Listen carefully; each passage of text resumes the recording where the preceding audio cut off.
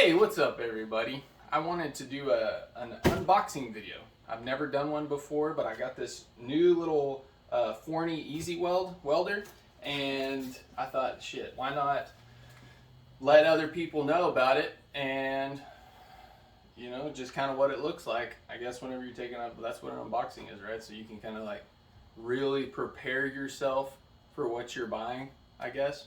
I mean, I've watched them. So this Forney Easyweld, it's 140 amp output, and it's runs I mean, you can just use a 120 volt outlet or 110 outlet. I'm just looking to do small projects, some stuff here around the property, and from the research I've done, this fluxcore welder was perfect for what I'm going to be doing. I'm going to be mostly welding outside. I was almost going to get the I can't remember what the model is right above it, that's MIG and fluxcore. It's like that one was like 430, I think, but I decided to just go with the fluxcore. It's a little bit cheaper. I mean, for what I'm wanting to do, I think this is gonna work just fine. So some of the stats here, it's 140 amp output, 120 volt input. It says it's easy to use. That should be good, right? No gas required, which is your MIG.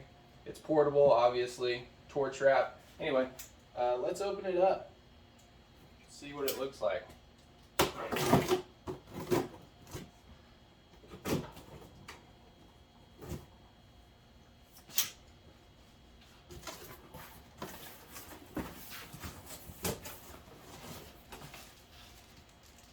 So we got our warranty here, pretty good, and it's got a quick start guide. Let's see what all this is.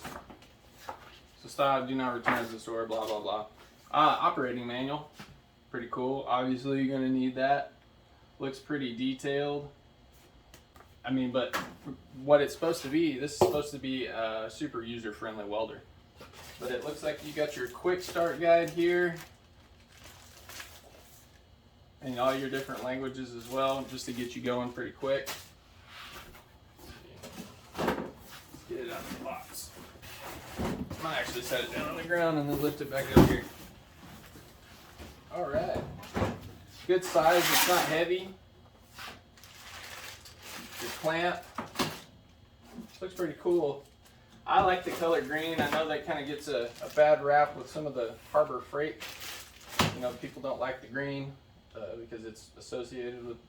Dude, I've got tools from Harbor Freight and they've ran their ass off. I don't care. That if you're efficient, you can make it work. And if you just need to get the job done, sometimes that's the route you got to go. Back to the Easyweld. I like that it's smaller and compact. My friend does have a Lincoln Century and it's a little bit smaller, and he does a lot of auto body work with it. I don't know if it's as powerful as this one, but this looks pretty cool, man. Like exactly what I was looking for. Oops. Here's the handle. Nice big thick cord on it. I like that it's just got the two knobs here. There's not a lot that you can mess up with this, with just the two knobs. They're smooth, so they don't like click into each gear here, so you can really fine tune your weld. So it just plugs into any outlet. I went ahead and bought a generator, which I'll talk about in another video. But so here's your fan and your on and off switch. Pretty freaking straightforward. Let's open up the side here so we can look at the wire feeder. Just a little button right here. You just push and it opens up. Cool. Here's your tip, your wire feeder. I'm gonna have a lot of fun with this.